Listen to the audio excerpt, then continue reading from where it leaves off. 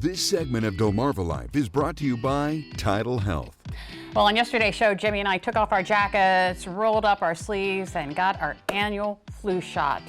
After a bad flu season last year, some are predicting the season will hit earlier and maybe not be as bad. What we do know for sure is COVID is making a subtle comeback.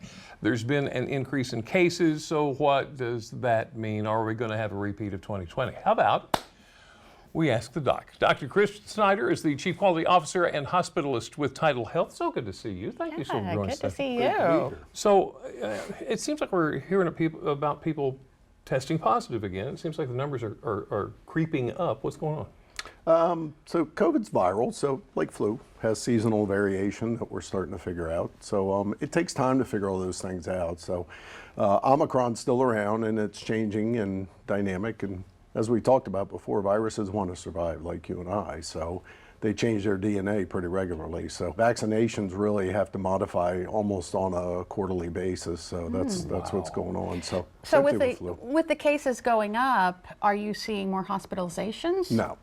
No, absolutely not. In fact, we're seeing cases drop. In the last week, there's been a nice little drop nationwide and especially in our area. So, you know, the COVID lung patients are usually the ones who are immunocompromised, cancer, chemo, elderly. So that's kind of what we're seeing. We're really putting very few of them in the hospital. Are there still a lot of similarities with flu?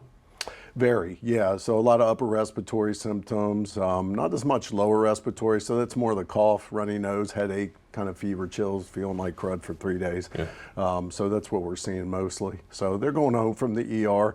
A lot of folks are testing and they need to stop. So test once. If you're negative, you're okay. But is it still like, you know, sometimes when I had it, I tested negative and the next day I tested positive. So yeah, so the antigens you have to have positivity in your nose. So you have to have enough of a population in there for it to turn positive. So if you're positive, stay away from people. You know, wash your hands. If you're going to be in front of grandma, then, you know, wear a mask or keep your distance and try to do it outside. So you mentioned vaccines. How are they? Is it pretty effective against the latest? Yeah, so the vaccine for flu obviously is out now, so please get flu, and it's not too early. Get it done.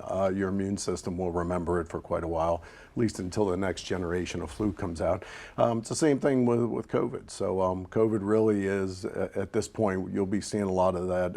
It is in the community. I know a lot of local pharmacies are giving it now. Especially if you're at risk, those are the folks we really want to get vaccinated because, again, a lot of us don't get as sick with it now because of the vaccination history in the U.S. So what are your thoughts on the continuing education and awareness about COVID-19? Yeah, awareness is pretty obvious. There's a lot you can read online. Just careful. Ask your healthcare providers, please. We are kind of your local experts on this. COVID, again, we're all very scared about what happened in 2020, 2021. Those surges you're going to see less and less and less on just because the virus is starting to kind of flatten out as far as its severity. Crystal ball time. Are we going to get to a managing point? Do you don't think we'll ever actually overcome it? Well, panic is what we need to manage, so we need to just control it like any other illness that we deal with. The seasonal nature of it's really interesting, so reading about that is very helpful. There's a lot of data on the incidence and the way it moves and migrates and changes, and the variances are very interesting. So we have wonderful pharmacy colleagues and immunotherapists and folks looking at it every day, trying to figure out how we can actually keep it where it's at and control it. So I remember us talking to him when all this started. He was really looking forward to this point right now. I was. You know, I think people just need to listen and be aware and don't panic about it. You know, wash your hands. Wash your hands. How long have we said that for? Forever. You've always been saying that. 10 years, yeah. And we'll also do the elbows. Yeah. All right, Dr. Chris Snyder with TidalHealth. Thank you so much. Good talking to you. Good to see you. Yeah. An air elbow, maybe? I don't know.